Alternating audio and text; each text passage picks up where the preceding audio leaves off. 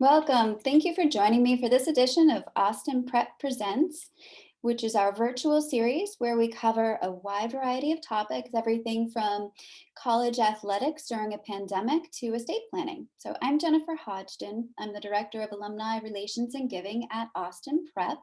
Today we are joined by two alumni, Alissa Galligani from the class of 2014, who is the podcast producer at Syntax, as well as Gianna Gravalese from the class of 2016, who is a lifestyle and entertainment multimedia journalist. We are also here with student body officers Marvin Twombley and TJ Dysart. Both are members of the class of 2021 and co-hosts of APS Media's Midweek Update. Welcome, everyone. Thank you. Thank you. So during this current global pandemic we're in, we are spending an awful lot of time virtually, more so than ever before. So podcasts are among one of the top trends in communications right now, serving to entertain, inform, and enlighten people both young and old. With the help of Marvin and TJ, we're going to turn to our podcast experts, Alissa and Gianna, who will walk us through the process of creating a podcast, the importance of the messaging within that podcast, and how to find a balance between entertaining and educating. So before we get started, I'm going to ask Alissa and Gianna to share a little bit about themselves and their background and their experience. So hand this over to you, Alissa. Hi, so I, as you said, graduated from Austin in 2014. And after that, I went to the University of Vermont, where I majored in business, specifically marketing, with a minor in English. I graduated from there in 2018 and have been working at Syntax and Motion in Burlington Center ever since. Excellent, thank you. And Gianna? Hi, so I was Austin Prep class of 2016, and after I went to Chapman University out in California. I was just the class of 2020, so I graduated without a ceremony because of COVID, but it's fine. And now I am a freelance reporter for Nesson's Dirty Water TV and a production assistant for Netflix. Excellent, thank you. Thank you, Alissa and Gianna. So I'm going to turn things over now to TJ and Marvin, and we're going to learn a little bit about podcasts from A to Z. So here we go, gentlemen, take it away. Perfect. Well, before we begin, I'm TJ. And I'm Marvin Twombley. And I'm sure some of you watching are probably tired of seeing us on a screen, but here we are again. But I'm glad we're here today. And before we get started, I just want to say that Marvin and I have gotten to know these two young ladies over the past couple of weeks, and they seem really cool, really awesome, and I'm excited to get to learn with them. Marvin, you ready? Oh, let's get it. All right. So before we begin, I think a lot of people hear the word podcast and like subconsciously in their brain, they know what it means. Like they know most people probably our age have listened to a podcast before, but I don't really think everyone knows exactly what like it comes to in the core meaning. So what exactly like is a podcast, like in the most basic form? Many of the early podcasts were originally radio broadcast programs. So things like Up First on NPR, something that you would tune into live. But now podcasts are an on-demand type format. It's can be anything from an interview informative show to a scripted fiction story. Cool. So I have a question. So I feel like a lot of people, when they think about podcasts, they don't really know what else to think behind it. What's the background of it? So this is definitely one of the questions that I first thought when I was making a podcast with TJ. I was thinking, why would someone create a podcast, and what are the first steps in the process of making one? I know I personally created my own podcast because other people were telling me to do it. And I was a podcast listener and a content creator. My main content was on camera stuff, whether it was vlogs or just little how-to videos on YouTube. And I thought, what's another way to engage my audience even more without having to put my face on a screen? And I decided to start my podcast. And I really love it because it's something that people can listen to while they're maybe cleaning their room, driving especially. It's just a very easy form of media And I think that you can engage a wide demographic. And, why else would someone start a podcast? If you're really passionate about something and all you want to do is talk about it, but maybe your friends aren't listening and your family doesn't really want to listen, you have a world of people that share your same interests. So you are guaranteed to find people and connect with them without even meeting face to face, which I think is absolutely amazing. Thank you. Funny you said funny you said that you have some family and friends that don't want to listen, because I will say, for our podcast, our parents probably listened to the first episode and then they were like, you know what, we get this in real time, so they're like, we don't need to listen anymore. Or you got a taste of that. My parents do the exact same thing. So Alissa, in terms of in terms of starting podcasts, like, how did you journey into your start of podcasting? Like, what was the journey into Syntax? So I had been listening to podcasts for quite a while, even back when iTunes was really everybody's main form of downloading music and other audio files. When I first joined Syntax, we had a podcast. It's called Learning Life with John Toda. We're still doing it. It's a business interview show where my boss, John, interviews other people in the e-learning industry. So we talk to entrepreneurs, experts, industry professionals, all about whatever they're doing right now in e-learning. It was originally started as a way to market our e-learning platform, but over time it has kind of become a life of its own, where it is a hub of information for industry professionals and other people who want to learn about e-learning. Since I started working on that show when I first got to Syntax, my love of podcasting has only grown even more. And I've delved even further into the world of podcasting with scripted fiction podcasts. And many of those come from indie creators, actually.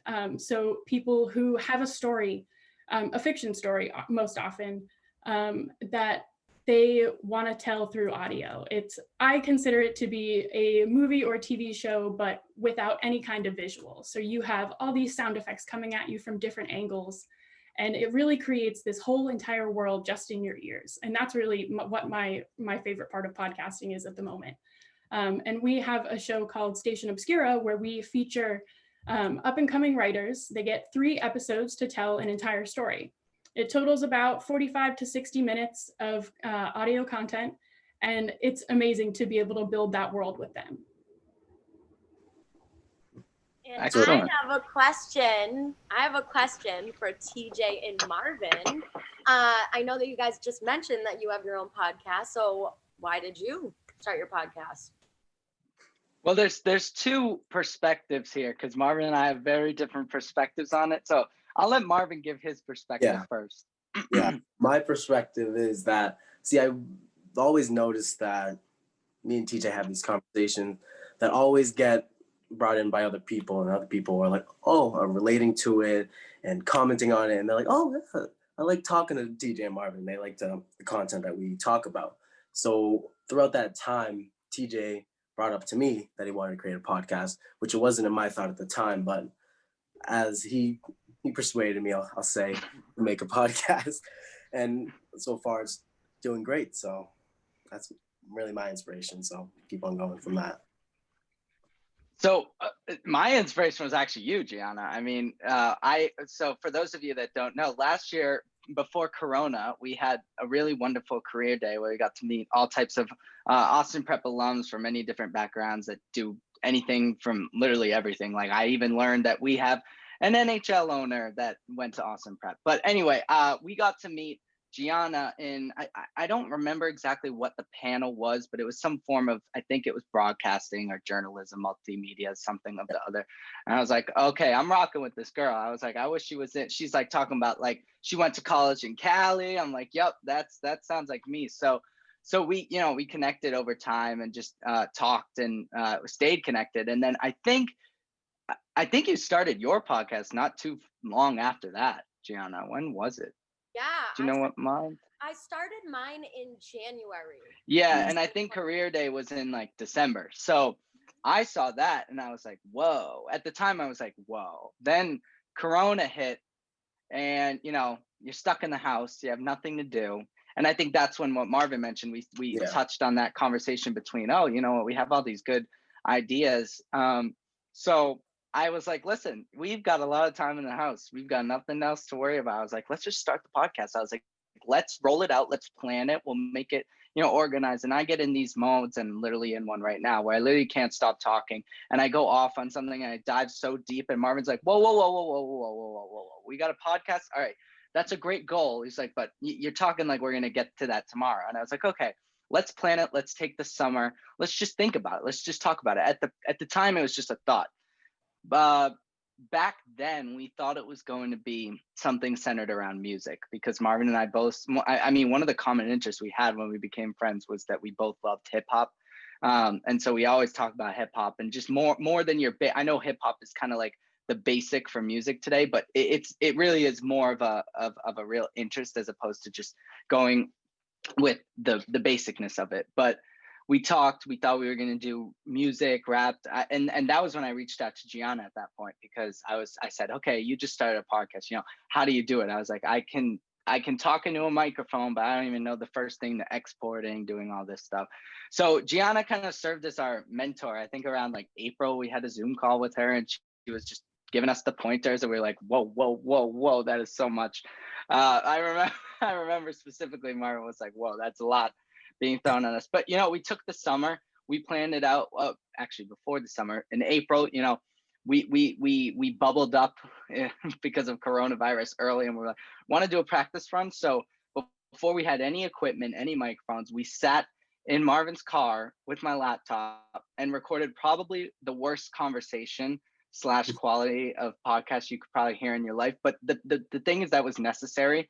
Fast forward through the summer, you know, we were going to school now, you know, there's stuff going on, there's lots to talk about. We were like, so, you know, let's get this thing rolling. We know it's going to be an investment. We know it's going to be hard work, and, you know, there's going to be challenges and stuff, but we've done it, and it's become something that's a lot bigger than we thought. I think originally, Marvin, would you say? You know, we're getting a lot of people reaching out from all over, and kind of to Gianna's first point at the beginning, you know, like there are so many people out there. Like someone DM'd me from Florida saying like, whoa, I've never thought of this like thing. And I was kind of like, how did that even reach you? But yeah, I think our start just kind of was just a basic interest, just wanting to try something new. And to be honest, I think it was just boredom. We kind of started, and now we're kind of head on into it. That's the nice thing about it. We were just like, just do it. Why not? And the really nice thing too is the fact that like Austin, kind of with APS Media and what we do that in, we've kind of had some sort of experience with it. I mean, Austin has like a ton of technology, like I'm borrowing cameras, tripods, equipment. So that's kind of really been helpful, because, you know, we're 17 and 18 years old. We don't have the most money, as you can imagine. So Austin has been really helpful with that, and just helping us do kind of our own thing. So yeah. So yeah, I have a question for Alissa. How does the quality of production change when the podcast is being used for like the marketing purposes and branding? So I'll say that it kind of doesn't change on what your purpose is for the show. It all depends on where you're at in your own podcasting journey. So like you guys mentioned, your first episode didn't have the best audio quality. And for a lot of people, that's really where you're going to start, because you want to figure out what it is that you're going to talk about and whether or not it's actually something that you're going to continue doing consistently. And once you make that decision, then you'll be on to purchasing your first microphone. And from there are so many other levels of, you have a low level microphone, you could get one for $25. And then you can go all the way up to the highest quality studio version, which can cost you hundreds of dollars, really. Yeah. So, you know, it's all about where you are. And I will say that based on being an interview podcast versus scripted fiction podcast, you're going to be a little bit more dedicated to creating that better quality, that better sound quality, the immersive audio experience when you have something like a scripted fiction show, because you really are telling that story and you want people to be so involved. Whereas more with an interview show, you want to be focusing more on the things that you're saying and the value that you're bringing to the table. Interesting. Thank you. So one of the things that Marvin and I with our podcast is we're starting to notice is, you know, a lot of our conversations, like we can be like, oh yeah, that's interesting. But, you know, not always does every topic hit every person, especially when ours doesn't really have a theme attached to it. So Gianna, like with your podcast, which is sort of similar to ours, like how do you keep people engaged? Like how do you make sure like that they're going to stay put for that next week's episode kind of? Because, you know, especially with teens, and like we're very young and most of our audiences are super young, you know, that attention span is not very big. So like how do you keep, what are some just tactics or tips you have just to keep those people like locked in?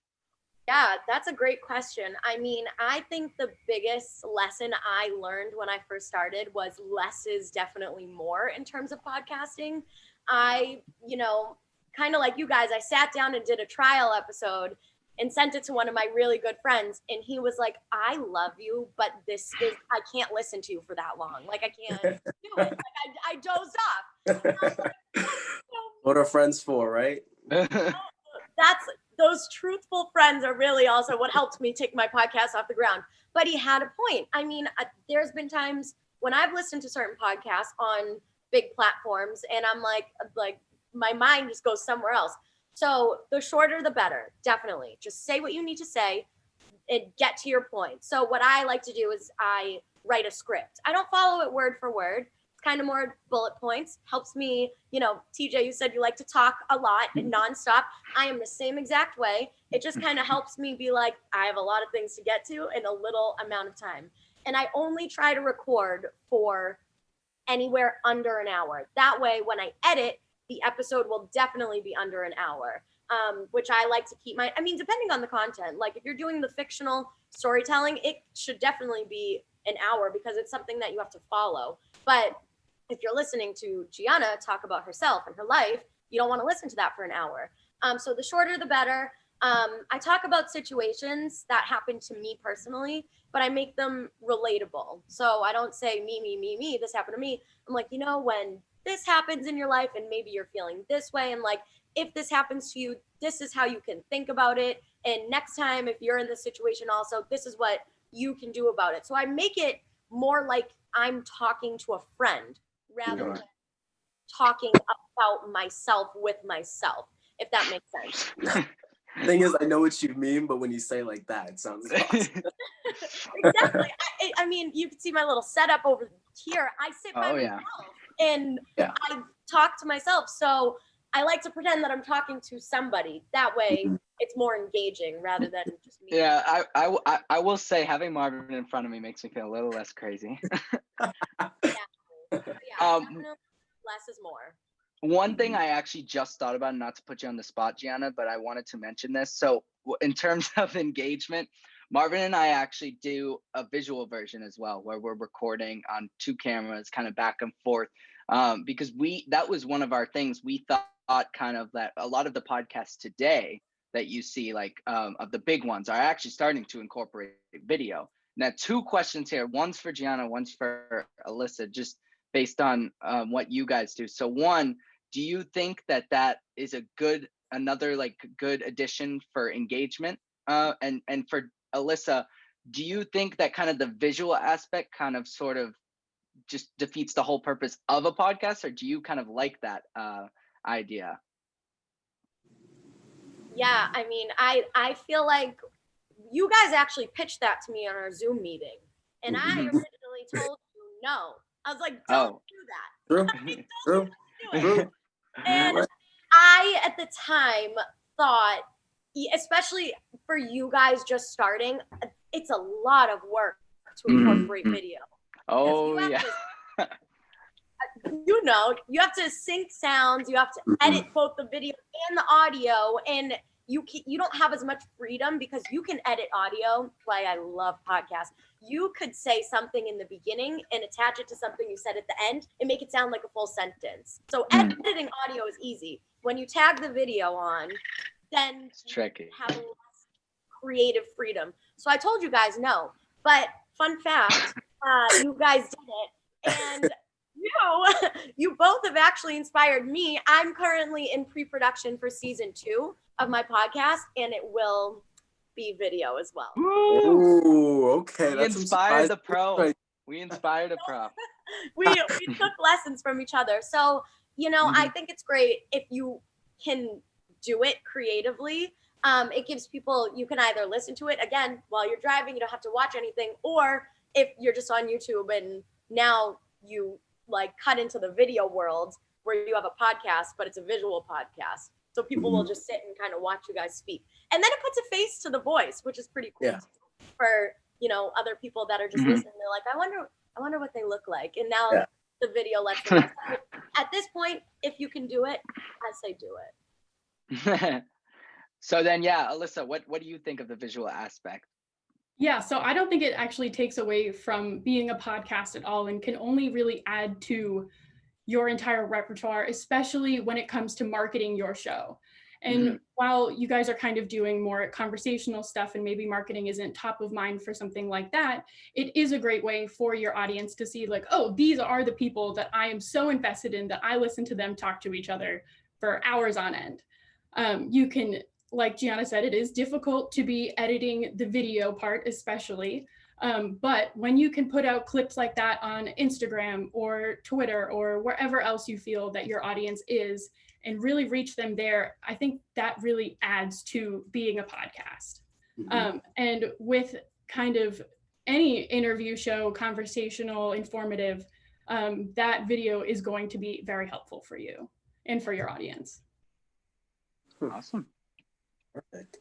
So considering that, it seems like people are really starting to listen to more podcasts lately, and it's a lot more common and prominent and stuff like that. Do you see the podcast industry growing in the next, let's say, 3 to 5 years? The podcast industry is growing today. There are hundreds of new shows coming out every week, and especially during the pandemic, where, as you guys said, you're sitting at home alone, you can easily record into a microphone in your closet. It's exploding. Interview shows are definitely one of the easiest ways to start. Conversational shows like your guys' is another great avenue to get into it. And even scripted fiction is kind of taking off by having all of these voice actors being able to be at home with their setups. And I have seen so many of the voice actors that I follow showing off their recording setups where they have just hung up really thick blankets in their closets and they got a microphone in there and that's where they spend their time. Yeah, I mean, literally everything that Alissa just said, again, especially during the pandemic, podcasts are the thing right now. If we go back in time, there was a time that YouTube was the thing and only a couple people did it. Now there's millions, probably billions of people on YouTube and everyone's a content creator. The same thing is happening with podcasts. It's only going to get bigger and bigger. So I would say, I guess biggest piece of advice on like how to stand out is just make sure you are doing things that others aren't doing. And again, like the video versions of the podcast are a great way because not everyone has the ability to edit audio and video. So just finding ways to stand out. I know it's so hard because again, like Alissa said, there's hundreds of new shows coming out every single day. How can you differentiate from those shows? You got always be on your toes, always be adaptable. If you need to change the content, change it, brand it as a different thing. You have to be really good at marketing and analyzing your entire audience and other podcasts and their audience as well. So just stay on top of it. Cool. Well, coming back to everything, obviously we're all Austin Prep students. So, you guys were before us. We were little kids when you guys were there. But regardless, how did AP have an influence on both of you guys in what you're doing today? Like, did you, like with what you were doing in AP, does that have something to do with what you do today, or does it have anything else? Like I said, for us, for Marvin and I, with APS Media, like I can confidently say there's no way we would have been doing this thing if we didn't have access to, filmmaking class or APS Media or anything, just along the experience of, like you said, creating content. Because that's totally, Marvin, would you agree that's totally our influence through the school? Completely. Yeah, I mean, when I went to Austin for Career Day back a year ago, I was mind blown when people said that there was a filmmaking class and that APS Media now had camera rent. I was like, what? There were students in the hallway making a film. And I was just like, where was that when I was there? That's all I wanted. I was like, seemed to be the only, because I was doing the YouTube thing again back when I was at Austin. And it seemed as though no one else was interested in APS media, was really just a bunch of kids with an iPad and making little videos. So I would try to invest as much time in APS media as possible while I was there. I would even get called out of class to come be in videos. So that was a good time. But I think aside from that, Austin Prep as a whole, as we know, you have a lot of work and a lot of things to do while you're there. It may be challenging at times, but I have to say, I've always said this, Austin gave me the work ethic that I have today. If I didn't go to Austin, I really don't think that I'd be doing all the things that I was doing. I mean, again, I had a really challenging time balancing my workload and extracurriculars and my social life and everything at the same time, but I learned how to do it. And I really do think, especially going into the entertainment industry, that Austin shaped me to be successful in the industry. That's awesome. So when I was at Austin, I had never expected or even thought of trying to have a career in podcasting. That kind of came when I had joined Syntax and was brought on as a producer for that interview show. But I will say that the English department, especially Mr. Meek, Mr. Perla, Mr. Diabella, really inspired me and kept me motivated and interested in storytelling, telling my own story, telling other people's story, making up entirely new stories. The way that you engage people and hook them in and keep them there really has contributed to my career. That's good. Awesome. So as we close tonight, to our end of our program, we want to recap on what we learned today on our steps on creating a dynamic and engaging podcast. So one being having a purpose, making sure you define your topic and being specific in that topic. It's going to help you improve as much as you can. TJ, do you want to take the next one? So 2, know your topic, do your homework and research. That's very double standard coming from us, because that's just not what we do. But in terms of creating the dynamic, engaging podcast that we're discussing, yes, do your homework, do your research, and become more familiar with the content. Yep, and investing in good audio and practicing using it before going on live. Definitely say that from experience. Correct. Number 4, plan everything. Plan it ahead. Develop the content and plan for promoting too, because we didn't touch on that as much, but promoting is so important, especially with social media now. Take little clips, throw it up on Instagram, whatever, give a teaser, a trailer, whatever it is. Exactly, and execute and promote.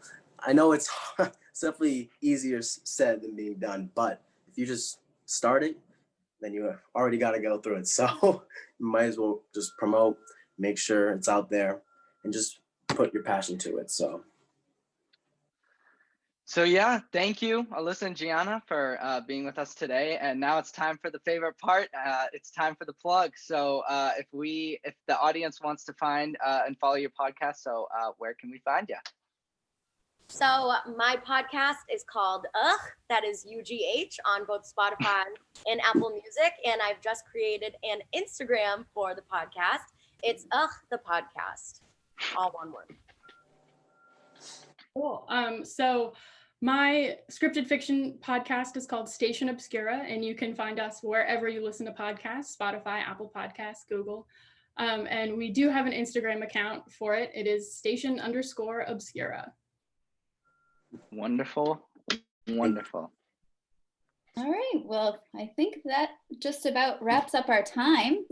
So I want to thank you all so much for this. I know that there are a lot of people out there that are going to find all of this information really useful and helpful. And I also think that people will be inspired, to start something new, to try something new. So thank you. So Alissa and Gianna, we're looking forward to having you back on campus in person at some point when it's safe to do so. And hopefully 2021 will get you back and have another career day. And Alissa, hopefully you'll be able to join us for that one. So our next webinar in this Austin Prep Presents series is on January 26th. We're going to feature Rob Peterson from the class of 2004. He is an attorney with the law office of the attorney of Robert G. Peterson. And he is going to speak to us about estate planning. So make sure you mark your calendars for that. And so to see a full schedule of what we have in store for Austin Prep Presents, you want to visit us at austinprep.org, or to see us on social media, Facebook, Twitter, Instagram, on our Austin Prep pages. So again, thank you all so much for being with us here today. And thank you to our audience for tuning in. And I wish all of you a very Merry Christmas. And I look forward to seeing all of you in 2021. Take care. Thank you.